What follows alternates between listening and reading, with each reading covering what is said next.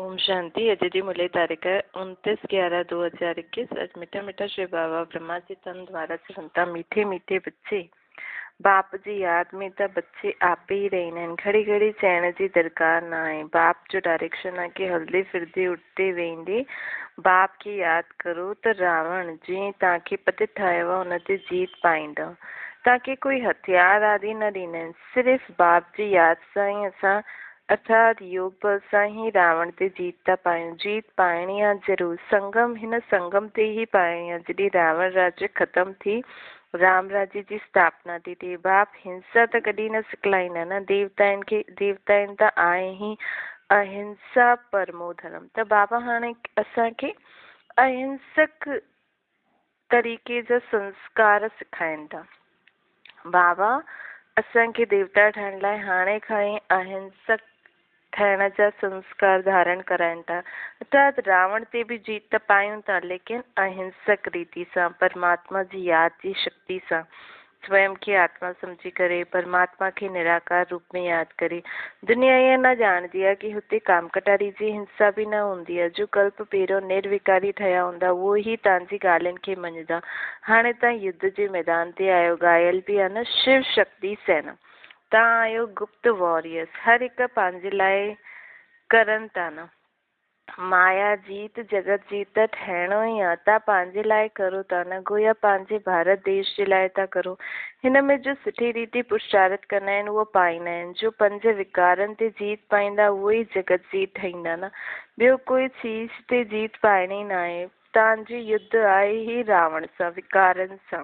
असांखे रावण राज्य ते जीत पाइणो आहे। अर्थात दैवी गुणनि जी धारणा करणी आहे। सिवाय दैवी गुण धारण किए सत्युग में कोई वञी न सघंदो आहे। त पाण खां पुछणो खपे कि असां केसि ताईं दैवी गुण धारण कया आहिनि। दैवी गुण धारण करण माना रावण ते जीत पाइण। चईंदा आहिनि राम राज्य हुजे त हिकु राम त राज्य न कंदो न, हुन सां गॾु प्रजा बि त हूंदी। हाणे कहिड़ो राम राज्य खपे इहो बि न पतो अथनि। उहो जेको त्रेता राम ॾेखारींदा आहिनि उहो त त्रेता जो राजा रानी हूंदो, हुनखे त देवता बि न चईंदासीं। ॻायल या ब्राह्मण सो देवता, उहो त क्षत्रिय कुल जो राजा रानी आहे। बाबा हाणे चए थो राम अर्थात मां, परमात्मा राम जो राज्य खपे। त परमात्मा राम जे राज्य में परमात्मा न हूंदा, लेकिन हुनजे श्रीमत ते हलण वारा ॿार हूंदा। हिते राजा रानी तथा प्रजा सभु रावण ते जीत था पाइनि, दैवी गुण धारण था करनि। दैवी गुणनि में खान पान, बोल चाल करणु सभु शुद्ध हुजणो खपे। हर ॻाल्हि में सच ॿुधाइणो आहे। बाप आहे ही सत्य, त अहिड़े बाप सां गॾु केतिरो सचो रहणो आहे। अगरि सचा न ठहींदा त केतिरी बुरी गति थींदी न। गति त ऊच ठाहिणी आहे न। नर सां श्री नारायण, नारी सां श्री लक्ष्मी ठहिणो आहे। चईंदा बि आहिनि न, तव्हांजी गत मत तव्हां ही ॼाणो। बाप जो मत ॾींदा हुनजी केतिरी ऊची गति हूंदी न। ऊच ते ऊचो बाप ऊच ते ऊच गति प्राप्त कराईंदो आहे। त हाणे श्रीमत ते हली करे दैवी गुण धारण करणा आहिनि। जन्म जन्मांतर जा पाप योग बल जे बिना कटी न सघंदा आहिनि। हिन जे लाइ याद जी यात्रा ॾाढी सुठी खपे। याद सुठी रहंदी या अमृत वेले। हुन समय वायुमंडल ॾाढो शुद्ध खपे। ॾींहं में भल केतिरो बि समय वियो, परंतु अमृत वेले जहिड़ो समय न थी सघंदो आहे। पंहिंजी ॻाल्हि गुप्त आहे। अंग्रेजी में आहे न, वी आर एट वॉर। असांजी युद्ध आहे ही रावण सां गॾु। हलदे फिरदे असां बाप खे यादि करे रावण ते जीत था पायूं। हीअ असांजो नंबर 1 दुश्मन आहे। राम राज्य, राम संप्रदाय रावण संप्रदाय ते जीत पाई कीअं? परमात्मा जी श्रीमत ते हली करे। बाप सर्वशक्तिवान। दुनिया त वीचारी हिन समय घोर अंधियारे में आहे। उन्हनि खे मालूम ई न आहे कि असां हार खाई आहे। पर ख़ुदि देह अभिमान में स्थूल धन संपत्ति चीजी हुजण जे कारण ख़ुदि खे ॾाढो स्वर्ग में था सम्झनि, लेकिन आया असुल में सभी माया सां हारल आहिनि। माया सां हारे हार चईंदा बि आहिनि। माया कंहिंखे चइबो आहे इहो बि कंहिंखे पतो न आहे। सॼी लंका ते रावण जो राज्य आहे। शास्त्रनि में भक्ति मार्ग जी केतिरी दंत कथायूं लिखी छॾी अथनि, जो जन्म जन्मांतर पढ़ी आहे न। हाणे बि चऊं त शास्त्र त ज़रूरु पढ़णा। हाणे बि चईंदा आहिनि माण्हू शास्त्र त ज़रूरु पढ़णु खपनि। जो न पढ़दो आहे वो नास्तिक, परंतु बाप चए तो शास्त्र पढ़ते पढ़ते तव्हां नास्तिक थिया आहियो। नास्तिक अर्थात जो बाबा खे न ॼाणदो। शास्त्र पढ़ते पढ़ते असां भगवान सां दूर थिया आहियूं न। उनखे कण कण में अलॻि अलॻि रंग रूप चीजनि में ठोके ठोके परमात्मा जो असली नाम रूप ई भुलिजी विया आहियूं। उन खां दूर थी विया आहियूं। काथे असांजो परमात्मा बाप आहे, असां शास्त्र पढ़दे पढ़दे उनखे भगवान अलाए छा छा ठाहे छॾियो, कच्छ मच्छ अवतार इहे सभु चई छॾियो। इहे ॻाल्हियूं ॿारनि खे सुठी रीति सम्झाइणी खपे कि भारत हाणे तमो प्रधान आहे, हाणे सतो प्रधान ठहे थो। हिन ई धरती ते जॾहिं भारत सतो प्रधान हुयो त हिते स्वर्ग हुयो, हुनखे स्वर्ग चइबो आहे। भारतवासी 84 जन्म वठंदे वठंदे हाणे पतित तमो प्रधान थी विया आहिनि। हाणे वरी पावन कीअं थियनि? बाप चए थो मूंखे यादि करो त सतो प्रधान ठही वेंदो।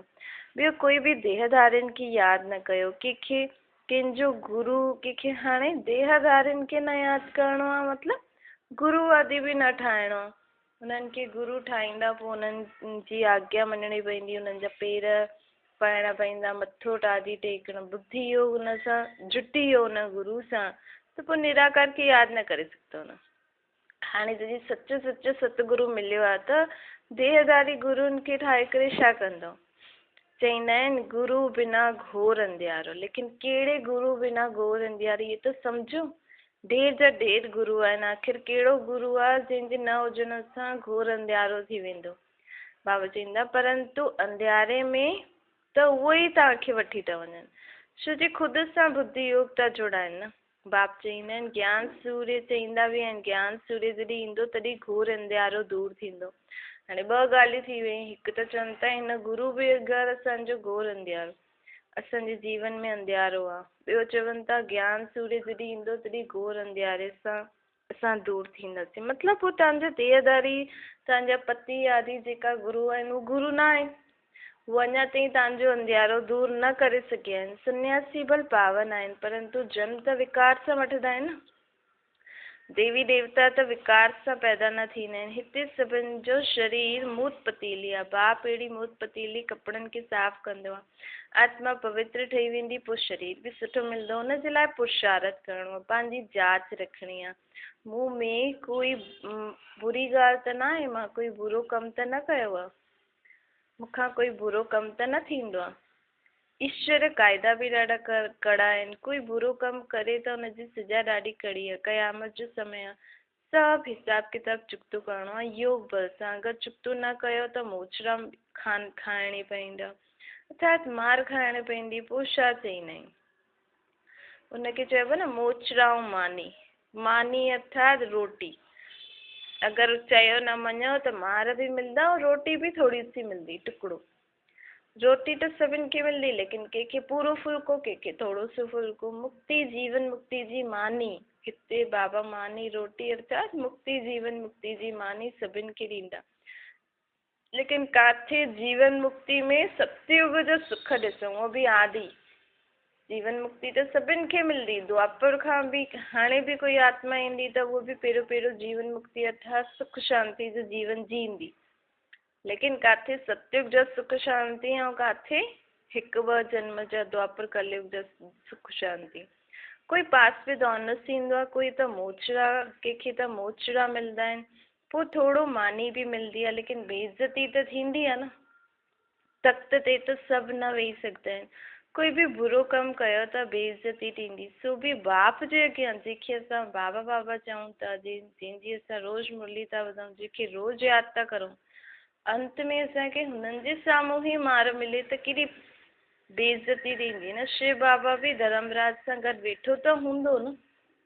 शिव बाबा जो राइट हैंड धर्मराज हूंदो, शिव बाबा बि वेठो हूंदो, तव्हांखे साक्षात्कार कराईंदो कि मां तव्हांखे हीअं ई चयो, तव्हांखे केतिरो सम्झायो, मां संपूर्ण ब्रह्मा में अची आयो हुयुमि, तव्हांखे मां हीअं ई सभु ॻाल्हियूं ॿुधायो। तव्हां ॿार संपूर्ण ब्रह्मा वटि ईंदा आहियो, हुन द्वारा शिव बाबा तव्हांखे डायरेक्शन ॾींदा आहिनि, तव्हांखे बाबा साक्षात्कार कराईंदा आहिनि कि हिन में वेही करे मां तव्हांखे केतिरो पढ़ायो, केतिरो सम्झायो। दैवी गुण धारण करो, सर्विस करो, कंहिंजी बि निंदा न करो। तव्हां पोइ बि इहे सभु कमु कयो त हाणे खाओ हिन धर्मराज जी सजा बाबा न ॾींदो।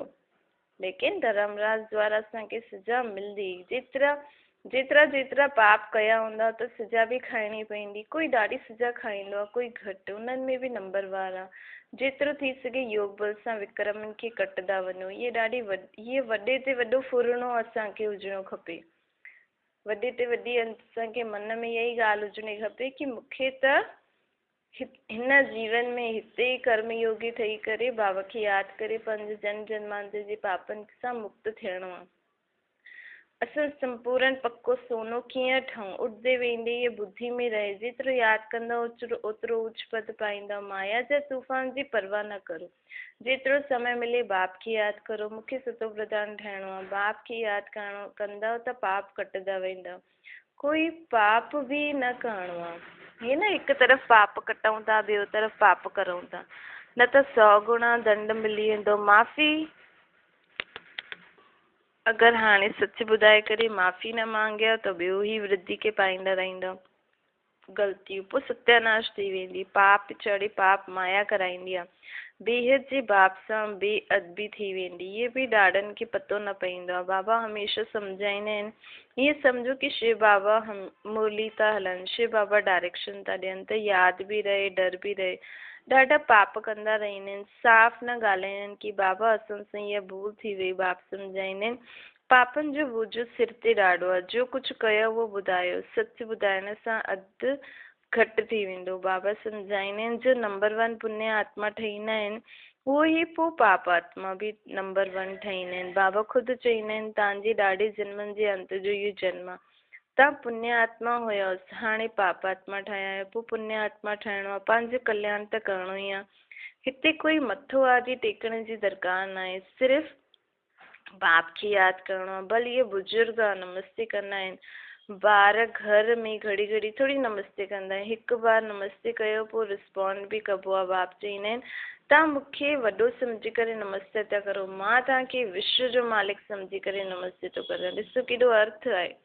मनुष्य त राम राम चईंदा आहिनि, परंतु अर्थ थोरी सम्झंदा आहिनि। वास्तव में राम राम राम अर्थात परमात्मा शिव बाबा राम। राम उहो रघुपति वारो न आहे। इहे राम निराकार आहे, हुनजो नाम शिव बाबा आहे। शिव बाबा जे अॻियां कोई अहिड़ो न चई सघे कि मां राम जी पूजा थो करां।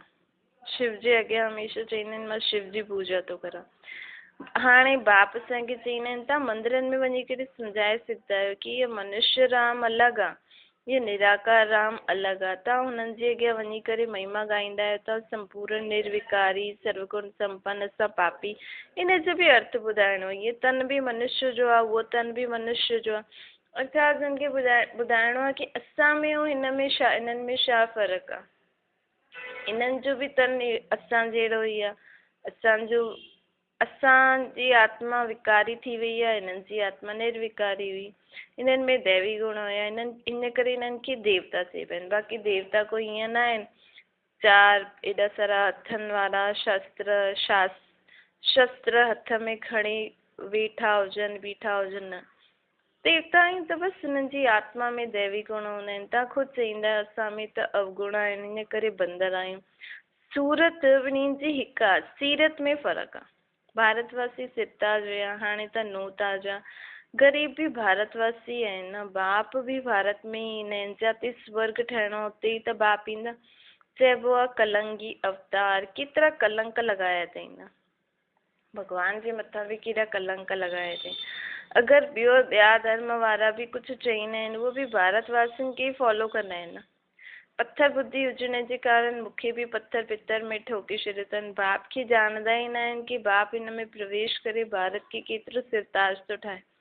भारत जी केतिरी सेवा बाबा था करनि न। बाप चईंदो आहे मुंहिंजी तव्हां ग्लानी कई अथव, मां तव्हांखे भारत के नर्क का स्वर्ग थो ठाहे ॾियां, स्वर्ग जो मालिक थो ठाहियां। तव्हां केतिरो अपकार कंदा आहियो न मुंहिंजो। रावण तव्हांजी मत केतिरी मारे छॾी अथई, बुरी गति थी वई आहे तव्हां सम्झी। हा तॾहिं सॾु कंदा आहियो पतित पावन अच। सम्झाणी केतिरी सहज थी मिले, पोइ बि कई ॿार भुलिजी वेंदा आहिनि। योग न त धारणा बि न रहंदी आहे। इन करे बाबा चईंदा आहिनि बांधियली सभिनि खां जास्ती यादि कंदियूं आहिनि। शिव बाबा जी यादि में सहन बि कंदियूं आहिनि। भारतवासियुनि में जो देवी देवता ठहण वारा हूंदा उहो ही आत्मायूं हिते अची करे सुठी रीति ज्ञान वठी धारण करे हलंदियूं। आर्य समाजी त देवताउनि जी मूर्ति खे मञंदा ई न आहिनि। जार जी पिछाड़ी में टाली आहे, 2-3 जन्म बि उन्हनि मुश्किल सां वरितो हूंदनि। ॾाढा माण्हू विकार जी दुनिया कीअं हलंदी इहे सम्झदा ई न आहिनि। पुछदा आहिनि अरे विकार जे बिना दुनिया कीअं हलंदी, अरे देवी देवताएं बि त संपूर्ण निर्विकारी हुया, इहे बि कंहिंखे पतो न आहे कि काथे विकार उते विकार हूंदो ई न आहे, हिन दुनिया में विकार हूंदो ई न आहे। कल्प पहिरों वारा झट सम्झी वेंदा, गायन बि आहे न, भगवान वाच काम मां शत्रु आहे, परंतु भगवान इहो कॾहिं चई कंहिंखे बि पतो न आहे। हाणे तव्हां ॿार जगत जी ठहो था, परंतु उच्च पद पाइण जे लाइ महिनत करणी आहे। बाप चईंदो आहे गृहस्थ व्यवहार में रहंदे सिर्फ़ु बुद्धि जो योग सां लॻायो। जॾहिं बाप जो ठही वियो त बाप सां लव बि हुजणो खपे, बाक़ी ॿियनि सां असांजो छा कमु। हा, उन्हनि सां कमु कढण लाइ असांखे प्यार सां निभाइणो आहे, लेकिन असली प्यार असांजो न परमात्मा सां गॾु हुजणो खपे, बाबा सां गॾु। बुद्धि में इहो ख़्यालु रखिणो आहे कि वीचारनि खे स्वर्गवासी कीअं ठाहियूं। सची यात्रा ते वठी वञण जी युक्ति बि उन्हनि खे ॿुधाइणी आहे। उहा जिस्मानी यात्रा कंदा आहिनि जो जन्मांतर कंदा ई आया आहिनि। ये हिकु ई यादि जी यात्रा आहे। हाणे तव्हांजा 84 जन्म पूरा थिया, पोइ सतयुग जी हिस्ट्री रिपीट थियणी आहे। पतित त घर में वञी न सघंदा आहिनि। पावन ठहिण जे लाइ पतित पावन बाप खपे। पर सन्यासी पावन ठहींदा आहिनि, परंतु वापसि त न वञी सघंदा आहिनि न। सभिनि खे वठी वञण वारो बाप ई आहे। बाप अची करे सभिनि खे रावण खां छुड़ाए मुक्ति ॾींदो आहे। बाबा सभी आत्माउनि खे, पूरी दुनिया खे रावण सां छुड़ाए छॾींदो आहे, सभिनि खे मुक्ति ॾींदो आहे। सत्युग में दुख ॾियण वारी कोई चीज हूंदी न। बाप आहे ही सुखदाता, त सुख धाम ही स्थापन कंदो न। इहो दुख धाम आहे, उहो खीर सागर आहे, इहो विषय सागर आहे।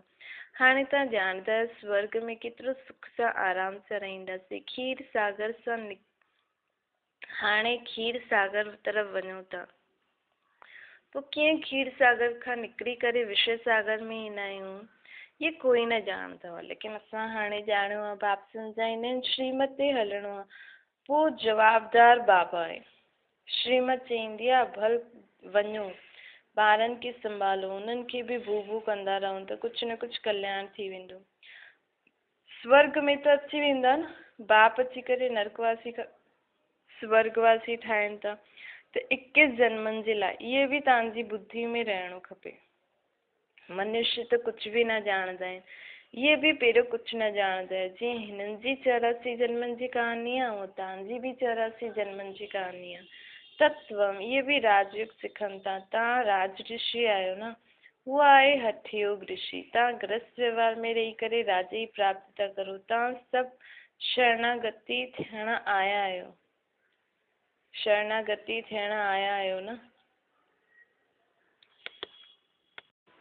हाणे सम्झो था न, असां त स्वर्ग में वेठा आहियूं। दुनिया में आहे माया जो पाम। जेसि ताईं नरक जो विनाश न थिए तेसि ताईं स्वर्ग कीअं अचे।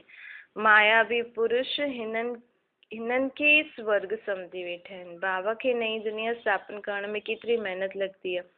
पूरे नरक खे नरकवासियुनि खे स्वर्गवासी ठाहिणो आहे। केतिरी महिनत आहे न। बाप केतिरो प्यार सां सम्झाईंदा आहिनि। अच्छा मीठे मीठे ॿार, रावण ते जीत पाइण सां ई तव्हां जगत जीत ठाहींदव। उन्हनि जे लाइ पूरो पुरुषारथ करिणो आहे। अच्छा शांति वरदान आहे। यादि जी यात्रा द्वारा संकल्प ऐं कर्म में अविनाशी सिद्धि प्राप्त करण वारा सिद्धि स्वरूप ठहो। तव्हां ॿार अलमाइटी गवर्नमेंट जा मैसेंजर आहियो। हिन करे कोई सां बि डिस्कस करण में पंहिंजो माइंड डिस्टर्ब न करिणो आहे। असांखे यादि जो मंत्र यूज़ करिणो आहे। जीअं कोई वाणी सां या अन्य के तरीक़े सां वश न करे सघंदा आहिनि त मंत्र जंत्र कंदा आहिनि। लेकिन तव्हां वटि छा आहे, आत्मिक दृष्टि जो नेत्र ऐं मन मना भव जो मंत्र, जंहिंसां पंहिंजे संकल्प खे सिद्ध करे सिद्धि स्वरूप ठही सघंदा आहियो। स्लोगन आहे एक्शन कॉन्शियस जे बजाय सोल कॉन्शियस ठहो। कई माण्हू देह खे कीअं ॻाल्हाइणो आहे, कीअं करिणो आहे, इहे सभु एक्शन, देह जा एक्शन ॾेखारींदा रहंदा आहिनि। कई माण्हू ॻाल्हाइण जे समय बि देह खे ज़्यादा हिलाईंदा आहिनि, कोई न कोई तरीक़े जो एक्शन यूज़ कंदा आहिनि, इशारे सां बि सम्झाईंदा आहिनि। त बाबा चईंदा आहिनि हाणे एक्शन कॉन्शियस जे बजाए सोल कॉन्शियस जे तौर, जीअं शिव बाबा बाप दादा जॾहिं गुलजार आदि जे तन में ईंदा आहिनि त कीअं उन्हनि जी बॉडी हिकदमि ईअं आहे कि हिलदी डुलदी न आहे हिकदमि, बसि बाबा हीअं सोल कॉन्शियस स्टेज सां बसि बाबा असांखे ॾिसनि था, ॻाल्हाइनि था, असांजी ॻाल्हियूं ॿुधंदा आहिनि। ॾाढो मुश्किल सां बाबा हथ हिलाईंदा आहिनि, वरदानी हथ ॾियण लाइ। बाक़ी बाबा कीअं एॾा घंटा बि हिकदमि शांति सां वेही करे ॻाल्हाईंदा आहिनि, त हुनखे चइबो आहे सोल कॉन्शियसनेस स्टेज। त हाणे जॾहिं बि असां कंहिंसां ॻाल्हायूं, कंहिंखे ज्ञान ॾियूं, त हुन समय असांखे एक्शन कॉन्शियस न ठहिणो आहे, सोल कॉन्शियसनेस ठहिणो आहे। अच्छा, ओम शांति।